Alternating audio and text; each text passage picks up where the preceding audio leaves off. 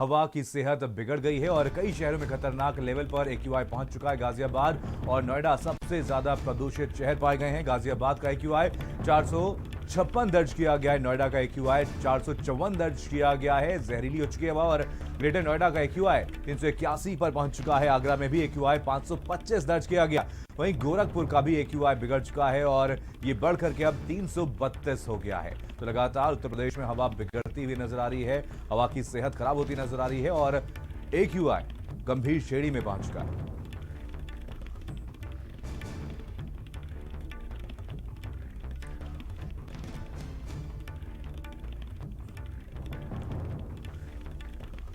तो दीपावली के बाद से ही लगातार हवा की गुणवत्ता खराब होती हुई नजर आ रही है। आपको बता दें एक्यूआई गंभीर श्रेणी में पहुंच चुका है। इस वजह से लोगों को भी काफी दिक्कतों का सामना करना पड़ रहा है, लोगों को सांस लेने में तकलीफ हो रही है। वहीं गाजियाबाद की बात की जाए तो आपको बता दें सबसे ज्यादा प्रदूषित गाजियाबाद है, जहां पर देश का सबसे ज्यादा प्रदूषित शहर सामने आया है और प्रदूषण को कम करने के तमाम दावे यहां पर बेअसर साबित हुए। लोकेश हमारे साथ, हमारे संवाददाता इसी खबर पर ज्यादा जानकारी के साथ जुड़ गए हैं। लोकेश, सबसे पहले आपसे जानना चाहेंगे, कहीं ना कहीं यहां पर हवा जहरीली होती हुई नजर आ रही है। दीपावली के बाद से लगातार हवा की गुणवत्ता खराब होती जा रही है। इसको लेकर के प्रशासन द्वारा क्या कुछ कदम उठाए गए?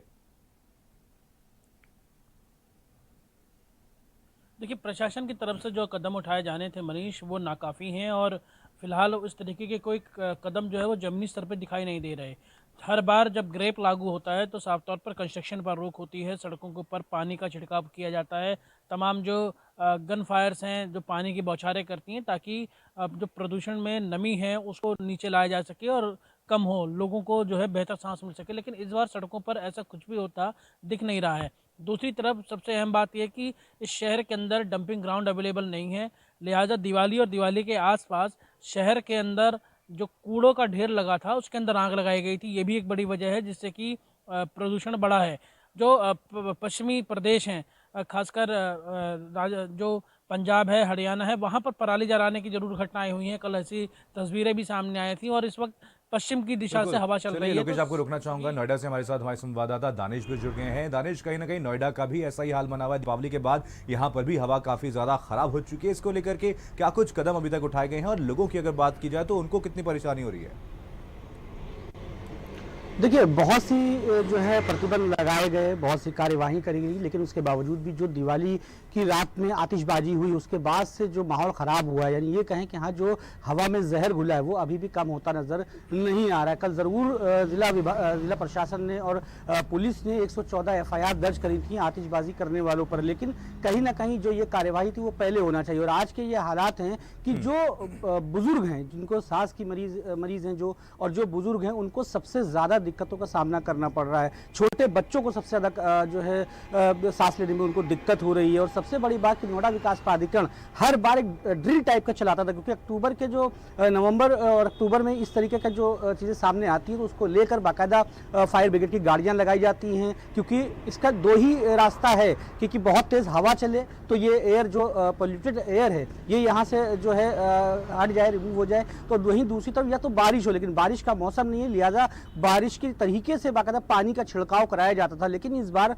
नोएडा प्राधिकरण की तरफ से कोई भी ऐसे संसाधन जमीनी स्तर पर देखने को नहीं मिले कि हाँ ये कहा जा सके कि नोएडा प्राधिकरण कोई प्रयास कर रहा है कि इस जहरीली हवा को कुछ कम किया जाए। तो ये कह सकते हैं कि हाँ जिस तरीके से डेंगू एक तरफ लोगों को अपना शिकार बना रहा है, जिस तरीके से कोविड अभी भी जो है मौजूद है, तो उसी तरीके से अब इस जहरीली हवा ने आम लोगों का जीना दूभर कर दिया है। पार्क खाली पड़े हैं क्योंकि एडवाइजरी है डॉक्टरों की, जो मॉर्निंग एक्सरसाइज करने जाते हैं, मॉर्निंग वॉक करने जाते हैं, वो घरों से न निकले। बच्चों को भी एडवाइस किया गया है कि बच्चे भी घर से न निकले।